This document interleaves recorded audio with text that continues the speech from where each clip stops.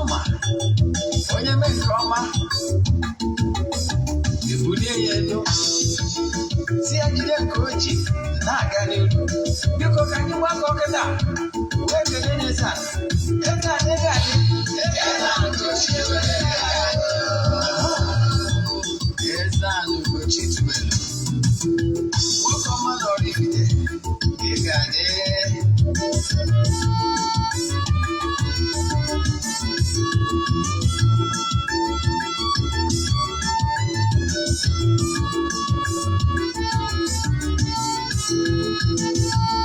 Odinana bụ eziokwu, Odinana bụ ụzọ ndụ. Ịma na o nwere olu na-eti mkpu na-asị, ụmụ Igbo chigharịa, ụmụ Igbo chigharịa. Kwa mbọsị ọ na-eti, n'ụtụtụ na abalị ọ nọ na nkụzi. Eze-Ana, Eze-Ana Ugochi tubelu, onye ọma na oraifite, onye mgbasa ozi, ozi ọma ọdịnala gaba n'ihu. Eze-Ana Ugochi tubelu, onye mmalite eme ọnụ. Ọdịnala bụ ụzọ ndụ gaba n'ihu.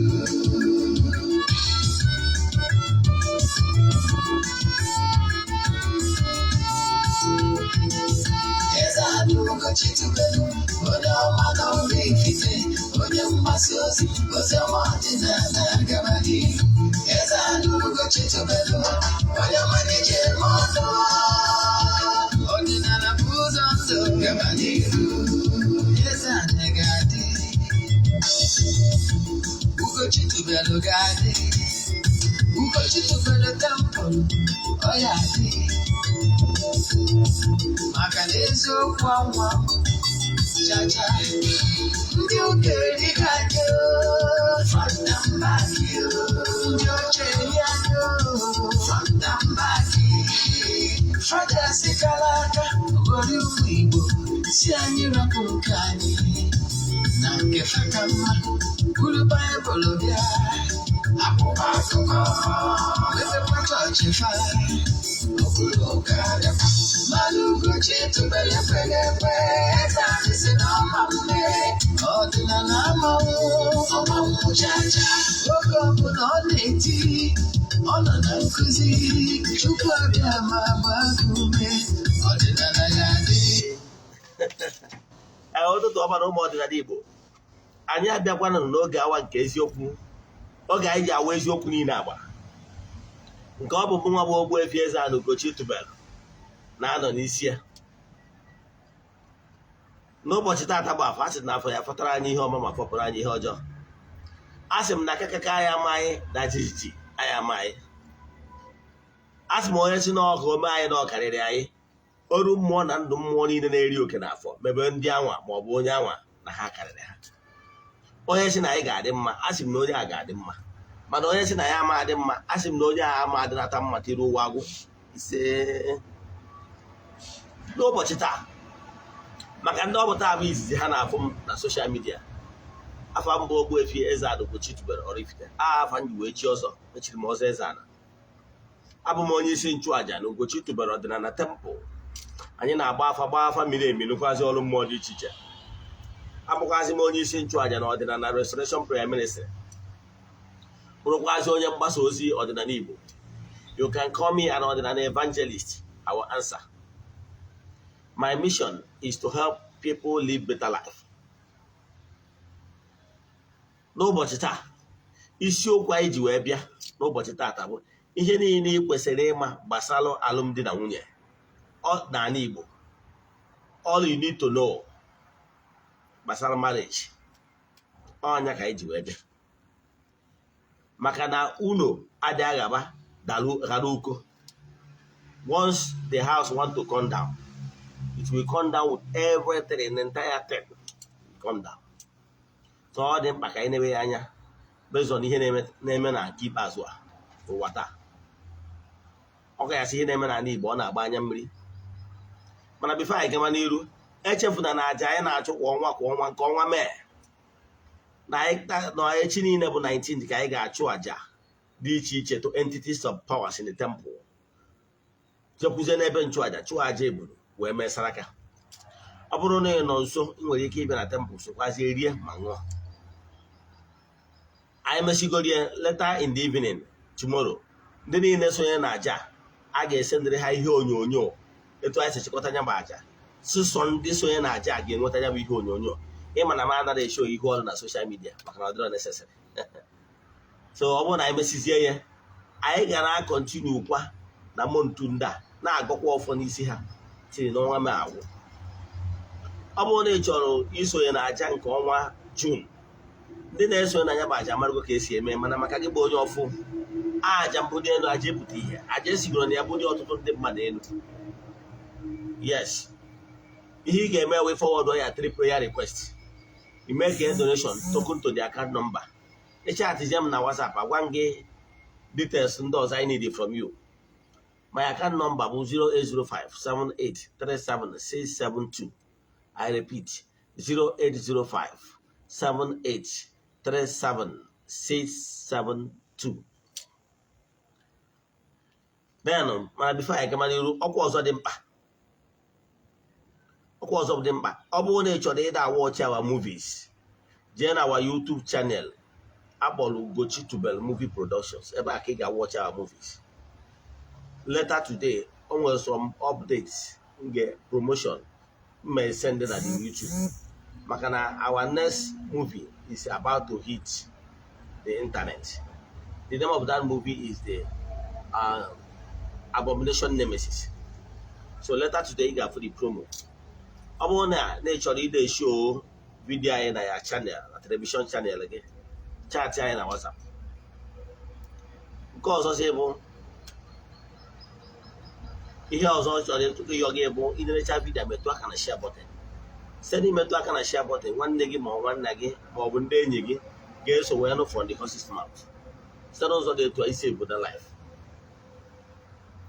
Then ọkwa nke ikpeazụ bụ ọ bụrụ na na-ebu child of the temple, na-ekuru mmụọ nọ na temple ihe eji na nchegbu mbamba na temple, echefu na ịchat m na WhatsApp ka e nwee ike tinye afa gị. Ọkwa mma amụ ya throughout this month. Yes, I will create the WhatsApp group all maka information. A ga-eji wee na-enye ha information. Yes, anyị echefukwana na annual iri ọta, annual feast a na-eme for the children of the temple ga-abụ na September 16 this year. So ọ bụrụ na ịkụrụ ya bụ mmụọ na temple mbamba, malụ na annual feast anyị bụ na September 16. Ka i buru ya n'obi, ma ndị nọ n'oru ma ndị nọ n'Igbo. Then ka anyị gaba n'iru n'isiokwu anyị ji bịa. Gịnị bụ alụmdi na nwunye? Alụmdi na nwunye bụ mgbe ndị nke nwoke bịara ịlụ nwaanyị na ezinụlọ nke nwaanyị kwekọrịta na ha ga-abụ di na nwunye. E nwekwara mmemme dị iche iche a na-eme iji gwa relatives of the two concerned families na these two lovebirds have agreed to marry themselves and live together as husband and wife throughout the rest of their lives. Mgbe a na-enwe nkwekọrịta, ma ndị dị ndụ ma ndị nwụrụ anwụ dị involved. Maka na mmemme ụfọdụ a na-eme mgbe a na-anụ nwaanyị na-agba nkwụ nwaanyị, ndị nwụrụ anwụ dị involved. Ma ndị ichie, ma ndị dị ndụ ma ndị nwụrụ anwụ, ndị okenye, ụmụ okorobịa, ụmụ agbọghọbịa, ndị nne na nna na ikwu na ibe. Onye agbatara o ji abụọ na-eke mmemme ihe gbasara ịgba nkwụ. Eke enwe ka esi eke. Ụmụ okoro nwere nke, ụmụ agbọghọ nwere nke ha. Ụmụ agbọghọbịa nọ na that village nụrụ di ebe ọzọ wee nata nwekwara oge ha. Ụmụ ọgbụ nwere ha na-akpọ ọkụ ụmụ ọgbụ na be anyị. Ụmụ ọgbụ ndị dị ndụ na ụmụ ọgbụ ndị nwụrụ anwụ nwekwara nke ha. Ọnya ka eji anwụnye ha nnekwu, a na-akpọ ya ọkpụkpụ ụmụ ọkpụ. Emechakwa nke ahụ, enwere nke ọzọ a na-akpọkwa ewu a na-akpọ ya ụmụnna. Ewu a na-akpọ ya ụmụnna. Ewu a na-akpọ ya ụmụnna na ụmụnna na-eme gịnị? Esi eketakwa oke n'ime ya. Mana ka ngabazie n'iru ka ịghọta ihe enyi maka ịbịa. Ndị ichie na ndị ala sokwa dị involve oge niile a na-akpọ libation maka ya bụ alụmdi na nwunye. Mana o nwere ihe chọrọ ka nkọwa iwe ọchị ya ihe na-eme n'ụwa kịta ịfụ na na-emezi abuse. Ma gee ntị, eji m story, o nwere 2 stories mma asaitere gị. Mma eji ihe na-eme na alụmdi na nwunye Yul and Judy Edochie stroke mee wee nye gị ihe nkọwa. Mma ejikwazi ihe mere between nwanne anyị nwaanyị nwanne anyị nwoke Obinna Nwafọ, popularly known as Sent Obi, wee mara ya. N'ala Igbo gee ntị, n'ala Igbo mgbe nwoke na nwaanyị kwekọrịta na ha ga-anụ onwe ha, enwego bọndụ, enwego union. Mana o nwere ihe nchọ ka nkọwa ụmụ nwaanyị, ka nkọwara ụmụ nwaanyị ihe gbasara ụmụ nwoke ka ịghọta ya ọfụma. Ihe nwaanyị ma ọ bụ nwoke, ihe nwoke ji anụ nwaanyị, ịmara ọkụ nwoke na-eje nụọ nwaanyị mee expenses dị ọkwa eziokwu, ọ nwoke ga-eme ki move. Nke mbụ na nwoke a ga-ebidogoro n'ezinụlọ nke ya convince ezinụlọ ya na o nwere nwata nwaanyị ya fụrụ ihe ya masịrị ya na ya chọrọ ịnụ ya. Ọ ga-atara igoro wee convince family members. Ọ pụtara that hurdle, ọ baizie na ije na be nke nwaanyị ije convince ha na ya fụrụ nwa ha nwaanyị n'anya na ya enekọta ya anya ọfụma na ha ga-ebi ka nwanne. O mesịa nke nwa ofu ụlọ oyi up by imezi the needful. The needful bụ imezi etu esi eme ịkpọta ikwue na ibie dịka ndị akaebe ya na ibido spend bụ ego dị na ya, bit by bit process, follow up the process tinye na pronounce ha husband and wife. Ọkwa eziokwu. Ana m achọ ịgwa gị nwaanyị na-ege ntị na nwoke ọbụla bịa mee ego n'isi gị in actual sense fụrụ gị n'anya. Ọ bụrụ na ịghọta ihe nwoke na-spend at that point in time, o nwere some expenses dị hidden nwoke na-emesi ma mesie ihe niile ahụ ka ọ bụrụ na n'ọdụrụ ya bụ nwaanyị. Ana m achọ ịgwa na nwoke ọbụla bịara nnọọ jiri ụkwụ ya na-abụ ọ bụrụ na mmanya, ọ bụrụ na iji afọ ime kodie, mana o ji n'obi niile wee bịa mee ego n'isi gị, ọ fụrụ gị n'anya. I can tell you that that man nwere ọtụtụ ndị dị iche iche,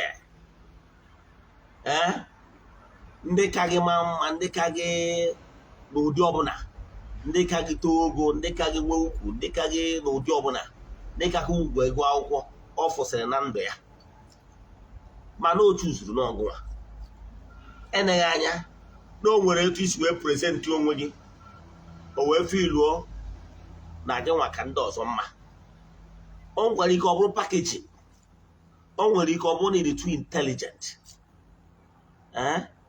He play on his intelligent mind, o believe na o nwere ihe iji ka ndị ọzọ mma wee bịa fọgụ. Ị ghọtara ya? Ana m achịkọwala one thing ka m nwere onwe mmadụ. Mgbe m na-achọ ịlụ nwaanyị, enwere m at least mmadụ na-abụ nkọnsida. N'ime mmadụ na-abụ a, onye nke ọzọ the more beautiful, onye ọ ga-abụ iduru na-abata na ya dị ndị neba na-ehe elu gị. Ị ghọtara ụdị ihe nne? Yes. So mana m gwara onwe m ana m like nwaanyị mara mma n'ogola yi. Yes. So mana this particular lady, the time m mere invite na my house, I think during Christmas of that time. So she came. I know how to cook. Mgbe ọ na-abịa esigo m nri asị onye na-eme expect a guest. So Mobia, believe in me, she stayed for my house for 2 days. But that 2 days, she could not even cook anything. When she came, after welcoming her, I presented food for her to eat. I cooked my food. I cooked that food. So after eating the food, and that thing I noticed in every one of them, television, that is it. Because you watch, was it this African Magic, DSTV, or where TV I can watch, you don't know. Some of all the two are addicted to watching movies. She did not even care for that 2 days. She did not even care to, tidy the rooms, tidy up all those things. She's not interested. She's interested in entertainment matters. Including watching movies.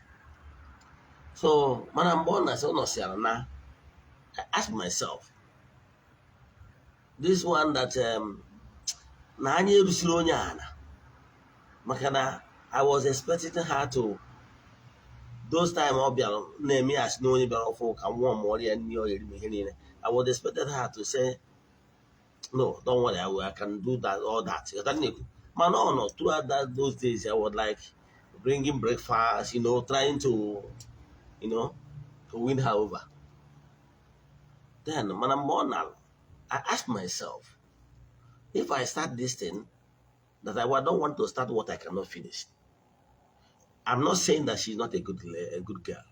She might be, but the way she presented herself, it's not as if that's the person really want to marry. So, born and ego. Now follow in a audition on Odinana, I forget about her. My intention towards marrying her just died because of that. He didn't even try to do some house chores. No. But what happened? The same year, after maybe around 2 weeks, I invited the second person. The second person came.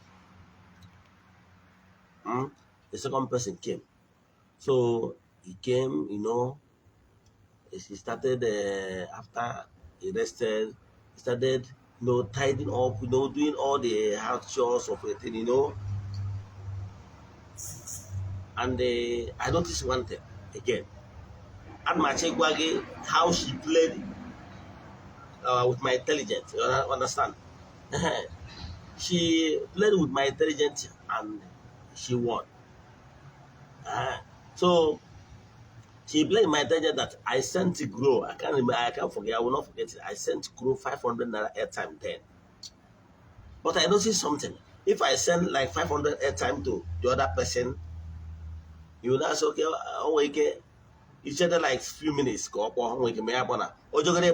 yes, I got the card. He said, thank you. Less than just got. Some will not even call until you that sent the card call back again. You don't see the card I sent to you. Say, yes, I saw it. I wanted to call you. But this particular person, why I chose her, I sent the group 500 naira airtime. She called me. I was like, okay, don't worry, let me call back. He said, no, I should continue. Do you know that we spoke till that 500 naira airtime exhausted? Exhausted. So I began to wonder that I have not seen a lady that I sent a card of 500 naira to, and they use the same card on me in return. I have not seen. I have not seen. I have not seen. So, but this particular one, most of them, once you send, and they maybe after 2 days, they will call you. I might call the person that, I'm not Simonugi. I say, and the card is sent, then I use the bomb, I just go for excuses. Yeah. So, what I want to tell you, when a man want to marry, the man will begin to think so many things in order to find out if the woman in question truly love him. So here, man, over this lady, I don't know here the lady you were convincing to me. For the fact that I'm sending their card, 500 naira airtime, and that 500 naira airtime was used to call me. I was like, I have never seen a woman like this before. Then again, is the way she tied up the house, do all the cleanings and everything. I was like, I will marry this one. Yes, she is not. What she did does not mean that she's the best woman based on what later played out. But at least at that point in time, he played on my intelligence to at least to show herself as a good woman, a well-trained lady. And I got married to her. And I'm sure some men out there fell for such. You see, some ladies are too smart. They knew exactly what men want. So when they notice that you really want to settle down, they can be smarter in the way they play. Some of them, even if you give them money, they say, no, I don't need it, I don't need it. So you will wonder which lady will reject money. Some can even visit, maybe you say, okay, take this 20,000 naira for to buy whatever that you need. You say, no, it's too much, just give me 2,000 or something. Understand? Here on our training now, you know that? So what am I saying? So to a conform munemas where banya near Basalo and Umdina Unya Chorage were matuta. But here Choreko Apollo. One your bona, your husband is marrying only you. Thank God. See that your husband as Chigi. Upon God Almighty, but as Chigi. You know why? They is not going to so your husband, on your battle, you go down about you. You got a full best about Abraham, my Lord. Once you are married, the man know where your highest respect deserve your highest respect from you is your husband. Or on Nagugu. Minus your husband, any other man, person, they got some progo to work. So, take it from another way. Almost all look as a woman. You too good, nonsense of certain things from the nursery. On your disease, all the again, email, Kadiga, if an annual I dig through Nebin or Gidea, and they were going to have to do some women in there. No, so diggy came. No, so diggy came again. Came. Maki name was so digga. Eh? Emezione and so good as you know. Eotaria? Then also digga in a nanogi. Came. Come marry at another men of my family. Another men of my family. Only one of my younger brother. He got married to a woman, see from another town. But 1 year I didn't film. When ka si Abuja we bata. Ogen na cho. Ka megene. Na akwado ka na bossa wona andu na acho ka nkwado be ihu olum. Nwanyi aburu no mmadu bu oburu some ko na treat like that. On the entire family. Because my younger brother on a Mokofma. Yes. They trained me a water drilling company. So he was doing well. And on us you don't get. I can't hear. So okay, so to go me. That on your ball, not Rotego. No one care. But I'm bound one year can under construction. Okay, in a family house. I happened to board the first one.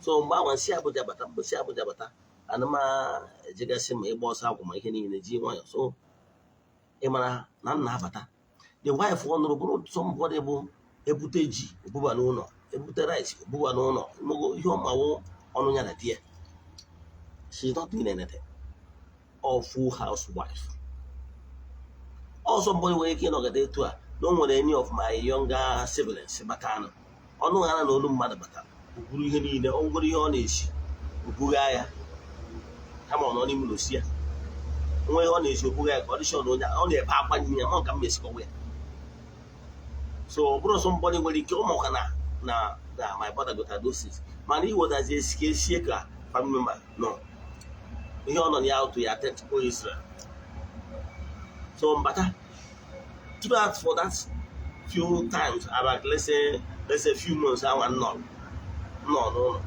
boss out. This woman make it one day, seeing same Namuku there or Sido. No, you're my booty. Of course, someone only me every member of the family because only feel that year of man. And then I know from Lucia Bujanata, who believe in the amos in the corner of Miss Wedding. So I don't bother. So I'm one of my own guys, I miss you, which some people now have, but I said, no, right. Don't proceed this in the navy, one Nadia. But I don't bother. One day, any story I'll give them. One day I was cooking a jollof rice. So it is all the ingredients. Some of them my guys. I thought no, you finish them with me. So when I tried ingredients here, this for the come my guys were just man what I want you know no Sichano or Butuano, and I chose to be doing mediano, or was sent to Bico. And my gas can see my jollof rice na gas again. Or dry and Butu say, can you butter gas? Now the next town water from Oraifite, can you butter gas there? My other two let this woman go. The actual born at the Jeveron is an auto butter. Obrona near a fry sabrano who can see the enemy. Actually, you got that? Oh, one of me, Netanya. So, Biancate. The only who might care more so ya.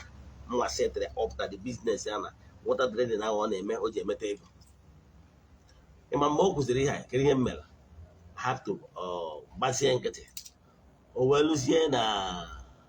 Na the next ka okuchara ha bankete nwesi ani enyi kono se kan sie ni na gas bo na ita wo ita ade me sie na ọkụ no na gas kan na esi ita na ma chọrọ ko stay no with smoke e ma no nya atara ato bra ọ na ene ma anya we je fumu ọkụ we were ite ma ade esi na ọkụ we sie na nkụ siche na nkụ ni odra ya mmiri je debe ya debezie na room Jabata gas. When the decision near our country where Sabazi Tawata say Imenaso. Mana, some family will not take it. But when my people was like ginger, how I say no. That's happy. Mana, some family will not take it. Only family lawyer will make that 10 hours. My dear, again, your house, which you got there. So anyway, come back, I'll make a problem. Between me na you Ugochi, I'm not a member of their family. Man, I'm check based on experience, based on somebody who's counseling. I'm so many family problems na handle, na settle. Man, they can them I may show those things on social media or don't necessary. I'm family on reconcile. You got that? So this man I can tell you, name really. He who wears should know where he preaches him. You will Ugochi. For the Madagascar, and I may started when on where I go. On where I go, man, on where the potential. If one got the great tomorrow, you know. Then the woman stood by him, had raised their family for 16 years. And I can tell you that this man is not at peace. That's why the man said marry second wife, which is Judy. Judy Austin. But then I check while again. What a man is looking in a marriage, in a woman, is not food. Believe me. Here I will work a jano line. Abro Makani. I can tell you that some of us good chef. Some of us, Sikarere, Heda, Basi, I can tell you. Some of us, some of us will see Lord. Some of us will na amaka joint. Eba na eri both. Some of us will na nkamaka, na nkem wanyoka joint. Eba na eri nkwobi. So I will break by na eri before. So obro maka ni. So onye na eche no so ni alone. Ki eji nweta nwoke. Sorry. Nke bua. Ndị na-eche no because of sense ka nwoke ji anụ nwaanyị alone. I can tell you, ọ bụrụ na ọ maka sense, I can tell you na mgbe groundnut adịrọ, no man chop concrete. We always know how to maneuver it. Na ọ bụrụ na ihe gbasara sense, ghọtara ya? Then, mana ihe nwoke ji anụ nwaanyị, ọ bụrụ na ọ maka nwa, I can tell you na some men are willing to go and adopt. Ihe nwoke ji anụ nwaanyị bụ maka peace of mind. Nwaanyị ọbụla ama enye gị peace of mind, the more dangerous like snake. I can tell you many has gone because of ajọ nwaanyị. I can tell you, ọ na-abụ ọ bụrụ na nwaanyị nwoke kpagbuo nwunye ya, ọ gaa viral. Mana ụfọdụ ụmụ nwoke na-ata afụfụ, ụfọdụ ụmụ nwoke nọ under pain, ụfọdụ ụmụ nwoke enwero peace, ụfọdụ ụmụ nwoke nọ slave, ụfọdụ ụmụ nwoke nọ babysitting. And whenever you stop babysitting, the marriage will collapse. You understand? Some men are suffering. Man, are they it happens to me. You understand? It happens to me. Especially when your woman is working, earning money. I still don't know why I didn't earn the money. But I know some women, once they're earning money, sorry, where are they? You understand? So here na check while no one some men na attack wife. You did it. Some men are gone. So here Basalu man, I can tell you, no than that man, they down to earth. I have not discussed anything with a Ugochi family, but I can tell you, that lady, they down to earth. They down to earth. And know a woman with a good heart, accommodating heart. Here make it a carry me. That woman with a shortcomings. Pattern at the family, the entire family, are not seeing that good quality and had with that peace of mind. Yes, yes, does not guarantee peace of mind. I want that family would I want that woman the down to earth with the family. The entire family we stood behind her. And yes, ọbụgo na nwoke chọrọ ịnụ nwaanyị ebua shia nke nwaanyị nke izi ama efu. Mana the family of Ugochi family feel reluctant because na he who wear shoe know where he pitches him. Nwoke na-anụ nwaanyị feel na ihe nwere peace of mind, and the family feel na nwaanyị adịghị enye nwa ha peace. Onye ọbụla maintain to attend to Israel. The father of the house nwere ike nọkọta pressure dị too much ka amara ihe okwu o just okwu ofu ihe, mana ịwọchi okwu okwu ifu na okwu okwu adịghị defend the man because no nwere ike mee ahụ enwekwa ebe o si agba family whole family film site na ajọ omume. Ịghọtara ya? Ọ bụrụ na the woman is the down to earth, this move o mere ka ọ nawa America ọ na-emegide onye na ọsụ ya bụ nwaanyị di ya nugoro nwaanyị na America ọ na-eje obodo oyibo ọ na-eje ka o megide onye. Ndị niile a na-eji nji agha ndị sa ya eji nji agha olu America gịnị ka ọ ga-eme? Ọ ndị sugar daddy ga-ebido ka FDD abịa service bịa. Before you know it, that thing ahụ ọ na-eme di ya accuse nke ya aka njọ maka na di ya nụrụ nwaanyị a official ya nwere onwe nwere ike oruzie ebe a obido deti onwe ike deti ọkwa married because some of them ya enwe the money finance ya yeah that's about there where might be married men mgbe ahụ onye abandon ya oriri marriage ga-abụrụ side chick a married man. Are you not deceiving yourself? Kere ụdị ihe na-akụziri ụmụazị under your care. And before you know it, small boys will be coming around to sleep with you. You lose bro your integrity and prestige. Ọ kara ọrụ gị mma n'ịnọ ya husband house. Ọ chịrị nụta nwaanyị official. Ya nụta ya na officially. inwe nwunye di Judy ọ sị na abụ nwunye di i maintain ya integrity na-ebi ezigbo ndụ di ga-azụ ọrụ ụmụazị because take it or leave it ụmụazị niile ma ụdị akamụ nwunye ha akamụ nwunye the man lose nothing.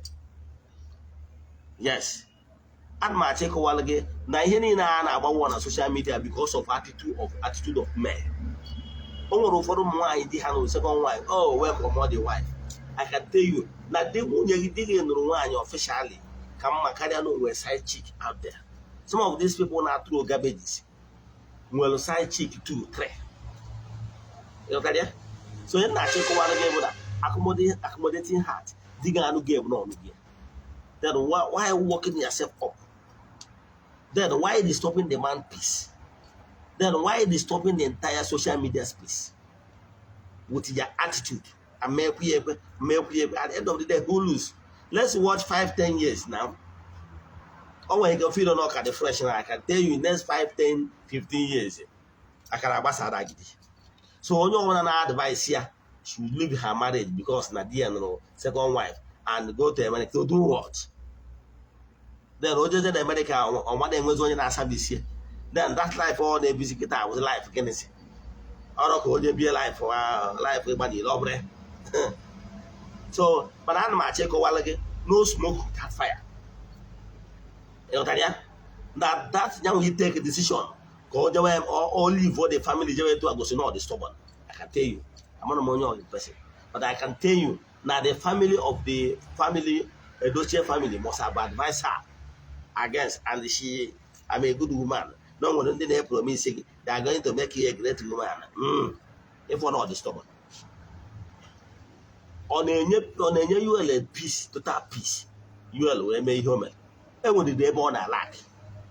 And that peace is what you will find in another woman. Then, for you, Judy, my advice to you, make sure that this love and peace of mind the Edochie found in you, not the devil. Makana, Obrona peace here, your competitor is no longer there, the first wife is no longer there. So, Henine, the Zeganaka, to give him the total peace. I can assure you, once you give him total peace, you will enjoy. Then, from what I can why you alone has nothing to do with you, Judy Austin. All this is coincidence, and nobody should tag it to Judy. I can tell you. You understand? So, can I say, more a family with a problem? Can I say, 8 years, the Bible store, but we want more fuel. I'm of the opinion, not the better. No job is in the instead of a man to have concubines here and there, no come man on officially. Yes, so that because no, you carry again, as a side chick, carry again, and one. And the whole in your side chick remain in your side chick. I am wrong, nothing. And then the point of the hard road tomorrow, side chick will not be there. But no one in the officially. In one wine now, more better. Here, free only Maga are stood by you when the chiefs are down. So, and them can better than K. Basalo, can they wouldn't so much sent to be. In case sent to be when I sent to be was totally humiliated. She married a woman that is a top woman. But I can tell you, Sent Toby was truly top. Because he's a superstar during his reign. When he married that woman, 2006, Sent Toby was a successful superstar. So he's earning big. And Sent Toby was a guy that had good taste for good cars. He was living large. But he made mistake by marrying another woman that is comfortable. Had he been Sent Toby married a woman maybe with from poor background or any other woman that we would have given him more peace of mind, maybe he will still be alive today. But he married a woman from a rich background, and normally, once a man or a woman is rich, he will be taking care of his family or her family or but that woman or man is married, or he faces more responsibility, family responsibility. he or she might not have those free money he normally dash his family members. So family members should understand that when they have ego is now taking care of the family. So money when those free cards on one what you understand it. Therefore, ndị nke a na-afụtazi n'osent obi na-eme na nwanne ha nwaanyị adịghị enyezi ha ego otu osi enye ha to the extent na ha na-abịa alụsi ọgụ na-afụta ya as gold digger. While sent obi sacrifice so much to the extent that to make peace reign, he decided to quit his acting career near fame, near ihe niile ka peace were reign. Peace ya nwere reign. Peace ya nwere reign. Ịghọtara ya? So gịnị ka m na-ekwu n'ime ihe m na-ekwu n'ime ihe bụ na ọ bụrụ na mmadụ a man, this is a man that sacrifice ihe eji mara ya ka o wee bụrụ maka na ọ bụrụ nwaanyị na ụmụ nwaanyị ya anụta ọma like ka ịbụrụ atọ ma nwoke so ọma like ịbụrụ actress based on ihe ọ na-anụ na-eme mara chefuzie na mmadụ niile abụrụ ofu. Yes, so mgbe ụdị ihe etu a meziri etu anwa, in order for peace to reign, you accept the condition. Now, somebody cannot come again and say, nah, I will go digger because you are living large before. So majority of, I assume all, but majority of wealthy ladies, once they want to marry them, definitely their family will see you as a gold digger. Man, a wealthy man that want to marry from a poor family, only after that, why no way gold digger. Man, no work of a gold digger. This family mess sent to be up many a times. Sometimes they go and beat him up. According to a story where I know, no more game with a new wound or where they reported the matter to the police and everything. Defend their siblings against her husband. Because ready like that. He now pain acquired. Okay, men are crying and matching while looking at the quab. Aqua hold big does can you hear me? What do you have on when you keep me? What do you have on when you keep me? Nabro, already. Eh? Niman on Accusar, Guinea man. Guinea message. What do you have on my me? Nabro, ka papa na family Macandria. Or your own neighbors. Come on, you file for divorce. I file for divorce. Sent to Binayo, near Choro can you access to me? I can afford me. Here would the Canadian as kick bed. Yet not one year would that man is depression. That thing in joy, Boomia, snow me out in your joy. Omia Uriaka, the Bepana. Omia Uriaka. Oh, Moya Uriaka, so the year cause of their depression, cause what the idea. I know what he had the car. Then I am. You only put on for an anya, not the Bergana singing do. Ndo are there, no, there. Manonia was singing double or strong donny would on about whoopee. All he had seemed to be passing through. Eventually, to the extent that the woman did not even care. I was saying now, no, so 1 year, not adjust. Well, not adjust. And not adjust, I call them again. Well, according to a story I know. Yet not check wow, Kerebe love one year with the unqua. To the extent that now, man, a dear one, she did not care. And my check a while again, as you want so many things were responsible for sickness here. Macanese will add up and about what did the teacher. Man, not check a while again, but one, Kono Malo, in African spirituality, a man can marry more than one wife. Especially not every man that can do that. Even olden days, there are some men that still marry one. To marry more than one, he must have the wisdom, he must have the capacity, he must have the financial and rest of the what you take. Especially if it's in modern time, you must have a land where you can build separate houses for them. You understand? So what I'm saying is that no Odinana Igbo, a man can marry more than one. Moburu no water peace on nacho. Na ebe nwaanyị nke ọ na-anụ enwere so many days nwoke nwere ike iji no more than one wife. O nwere ike ọ bụrụ ndị chọrọ nnukwu ọmụ o nwere ike ọ bụrụ ndị ya efiru na nwunye na amụrụ ya so one side aịda nwoke ma nwaanyị so firuo na nwunye n'ibiri onye inye aka mana ihe na-achọ ịkọwa bụ na ihe ndị a niile n'ọdịnala Igbo does not warrant killing ọ warrantịrị ịkpasị ọ warrantịrị ekworo ma ọ bụ anyaukwu ọdịnala Igbo nabatara na ọ bụrụzie efu enirizi nwoke ma nwaanyị adịrọ satisfied with it can still do the needful by quitting the marriage peacefully. Mana ihe na-achọ ịkọwa bụ ka anyị ghọta ihe alụmdi na nwunye mi nọ n'ala Igbo.